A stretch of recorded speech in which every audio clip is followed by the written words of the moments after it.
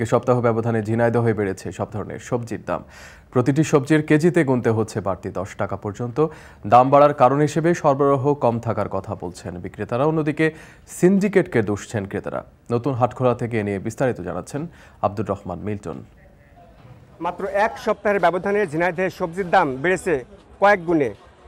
কেজিতে বৃদ্ধি পেয়েছে 10 থেকে 20 টাকা। এখানে আমরা ঝিনাইদহের নতুন হাটখোলা সবজির বাজারে এসে দেখেছি যে আলু, পটল, বেগুন, উচ্ছে, ঢেঁড়স সহ সব ধরনের সবজির দাম কিন্তু বিক্রি হচ্ছে 50 থেকে 60 টাকা কেজি দরে। ঈদের আগে এই সবজিগুলো বিক্রি হয়েছে সাধারণত 20 থেকে 40 টাকার মধ্যে। এখন সেসব সবজির দাম বেড়েছে সবচেয়ে বেশি হারে বিক্রি হচ্ছে এবং এই বাড়তি রয়েছে এই বাজার দর।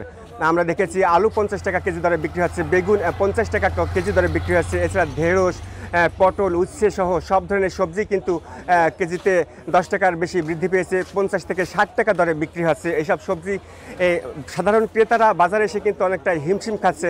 আমরা খুচরো বিক্রেতা যারা আছে, পাইকার ব্যবসায়ী যারা আছে, তাদের সাথে কথা বলেছি যে তারা বলছে যে সবজির সরবরাহ অনেকটা কমে গেছে, বিশেষ করে বেগুনের সরবরাহ কম। আলুর দাম এই অস্বাভাবিক দাম হওয়ার কারণ হিসেবে বিক্রেতারা বলছে, পাইকাররা বলছে যে সিন্ডিকেটের কারণে কিন্তু এই আলুর দামটা বৃদ্ধি পেয়েছে। প্রত্যেকটা সবজি কিন্তু মানুষের ক্রয় ক্ষমতার আপাতত বাইরে বলা যায়। যৌক্তিক দামে কিন্তু এখানে কোনো সবজি বিক্রি হচ্ছে না। বাজার মনিটরিংয়ের কোনো ব্যবস্থা না থাকায় এইসব দামে হেরফের হচ্ছে বলে ক্রেতা বিক্রেতারা আমাদের কাছে জানিয়েছে। তো ঝিনাইদহের হাটখোলা সবজির বাজার থেকে এই ছিল আমার কাছে সর্বশেষ খবরাখবর।